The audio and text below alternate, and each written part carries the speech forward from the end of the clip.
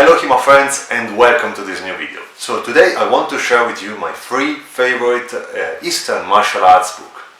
So probably someone among you will start to say, oh, but Federico, you are studying HEMA, why are you reading Eastern martial arts stuff?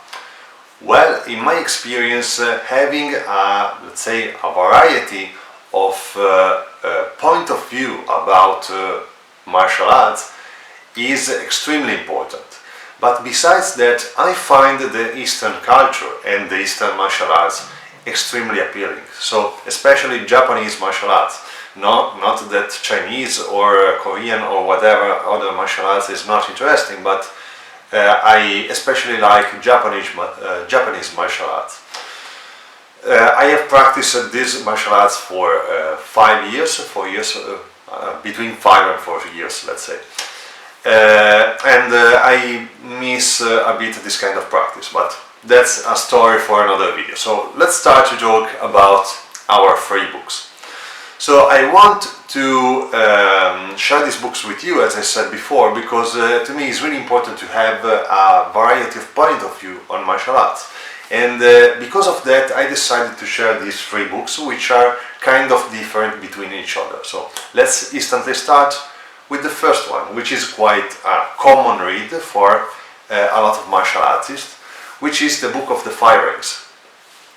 So the Book of the 5 Rings is let's say strategy tactic book seen by the point of view of Miyamoto Musashi, which is probably quite common. If you don't know who Musashi was, just write the name on Wikipedia, but long story short, he was an extremely good duelist, an extremely good warrior, let's say, and at the end of his life he was also an artist, or not only a martial artist. So he had a quite interesting and complex life. That said, the book is really interesting, of course, and it's full of, as I said, tactics and strategy tips. He also, Musashi also describes his system of fighting, and it's at the beginning is kind of hard to understand what he says. So this book is, I would say, for someone which already know at least the very basics of martial arts, but it's a book that you can read a lot of times. So in fact, I have read this book, I would say 5 or 6 times.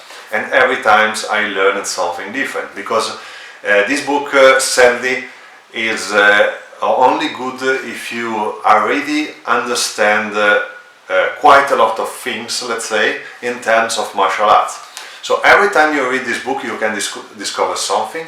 If you decide to read this book at the very beginning of your path, it's not the best book, because you can't really enjoy it in, let's say, a good way. And you can't have as much compared to if you read it when you are quite experienced, or let's say an average experienced martial artist. So this is the first book. It's extremely good if you, as I said, are quite experienced in martial arts. It teaches you interesting things. It makes you think about your system of fighting. There are some tips which are kind of easy to understand. Some others are slightly harder, because the whole book is written in a Zen way of the end of the 16th, beginning of the 17th century in Japan. So everything is described in a weird way for our point of view, as especially Western people. So it's a very interesting book, kind of hard to read. I would say that it's better for experienced people, but if you can go through it, let's say at least 1 or 2 times, you can have a lot from it. So this is the first book. So let's go for the second one. The second one is quite, it's not really an historical book, but in fact it is, funny enough. It's the book of Bruce Lee. In fact, it's not the book written by Bruce Lee, but is written by John Little. So I have the Italian translation, but of course you can find the English one, the original one, which would probably be better. This book is extremely good, and it comprehends basically all the tips and the ideas that Bruce Lee written through his career. This book is very good for the beginner, is very good for the middle level, and is very good for the extremely experienced martial artist. I would say that this book is probably the most important one that you should read among the three that I want to present you today, because of this. There is a lot of interesting point of views in this book. Not everything I will say is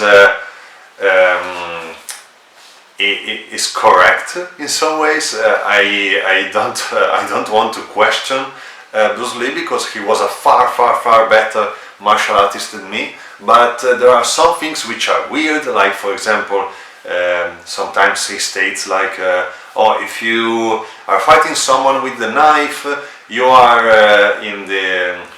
the advantage because he is focused on using his knife and instead you are free and you can use all your weapons, so all your limbs. These kind of things are questionable, I would say, but all the other things, there are just a few weird things like this one, but everything else in this book is interesting. There is a lot of point of views about training, every kind of training, so physical training, technical training, and also tactics, strategy. He also was quite advanced for his times, because Bruce Lee, of course, because he was thinking in a new way. So he was understanding a lot of new stuff compared to the martial arts world of his times, and he also points out the importance of footwork, for example, and he talks a lot about this point. Now, this book is not about sword fighting, of course. Instead, the Miyamoto Musashi one is mainly about sword fighting, because it was his main weapon, but the Bruce Lee one, it can be applied to a variety of things. So if you have even a little bit of experience in terms of martial arts, and you know how to understand the concept instead of reading the fact which is written, the precise fact, like throw a hook, okay, but the hook can be a mezzano, for example. Okay, so if you can understand these little things, if you can write and draw the parallelism between one thing and the other, you can have a lot from this book. So this book is really important. So remember, so it's the Jet Kundo book from Bruce Lee, but in fact, as I said, is written by John Little. So that said, let's go for the third book, which is the one of Yagyu Munenori. So Yagyu Munenori lived part of his life during the period in which Musashi was living too. So this period was in Japan was really interesting, because there was a lot of extremely good masters and sword fighters around, and it's quite interesting to study. But that said, let's go for the third book, which is in Italian is La spada che dà la vita. In English, I would say that is the sword that brings life, or that gives life. I have not controlled it, of course, before shooting the video, which is kind of me.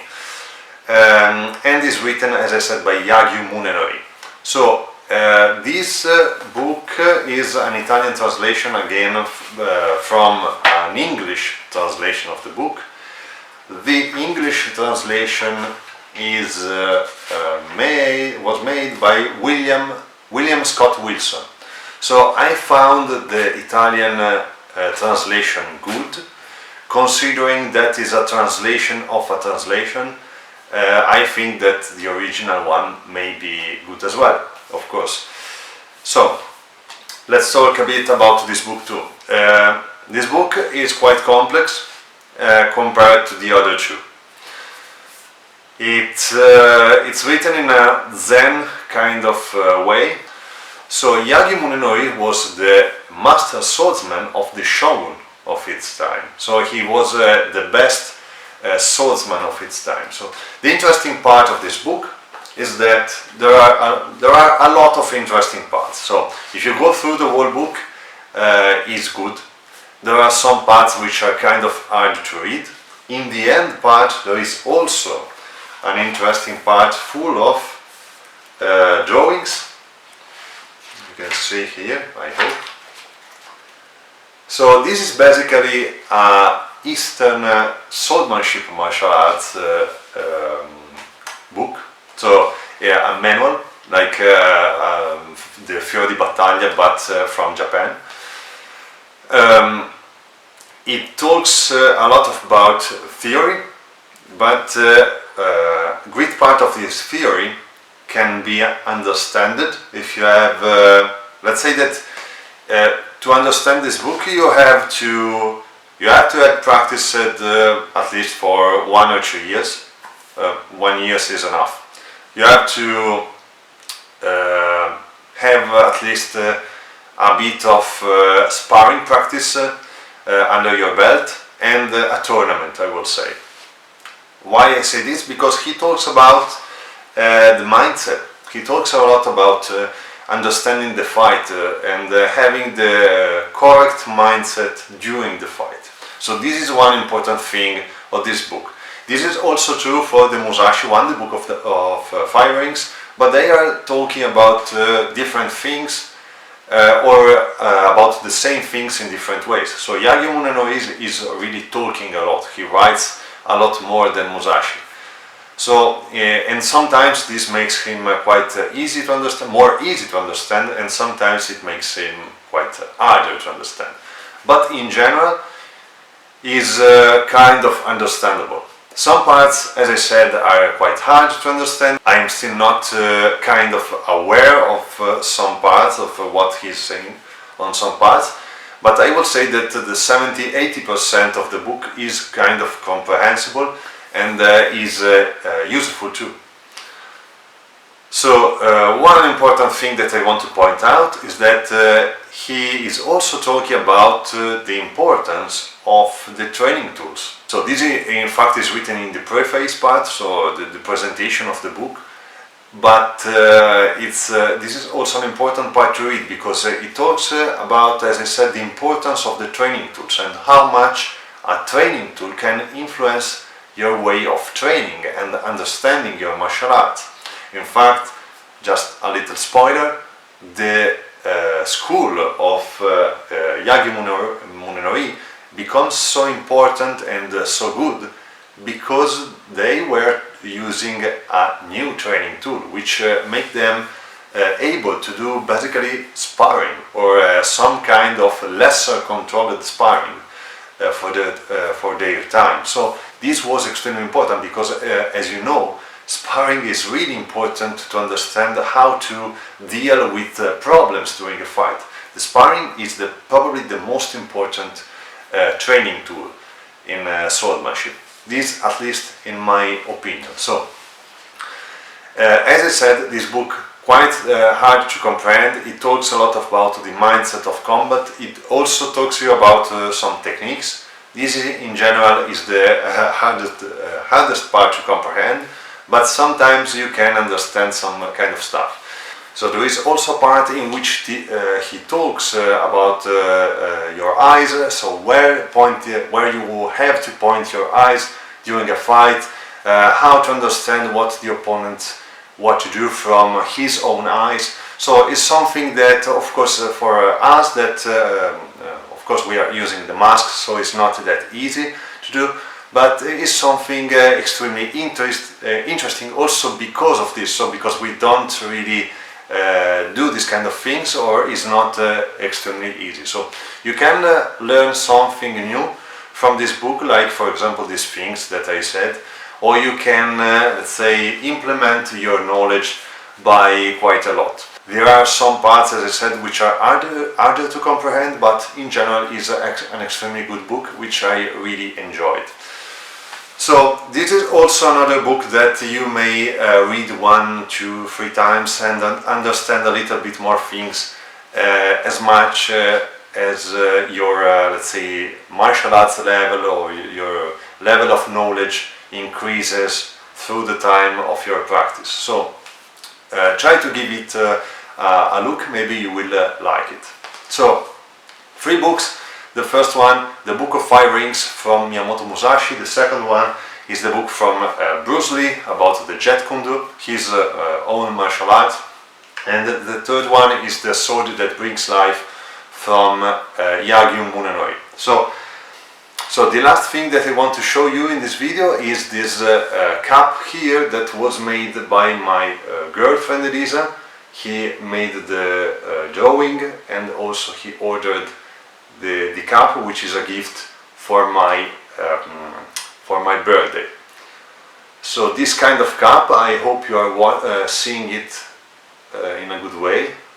It's kind of hard to understand by my point of view, but this kind of cup and others probably, and also other merchandise will be available in the future, probably on my Patreon, but also here on my YouTube channel, as kind of reward for the giveaways or stuff like that. I don't really know. There is something that we are organizing and we are preparing right now, but you will kind of see this kind of stuff in the future, and you will probably be able to buy this kind of stuff in some way or another, or just win this kind of stuff. I don't really know, as I said. So I hope you will like it and you like the idea. As I said, I have to define this kind of things, but if you want to see the other works from my girlfriend Elisa, you may find the link of his Facebook page in the comment section. So that's it, guys. Thanks for watching. Remember, if you want to help me in let's say improving this channel and keeping my work going forward, you can check the link in my video description of my Patreon page. If you want to join my Patreon community, it will be really appreciated. So thanks for watching again, guys, and as always, see you next time.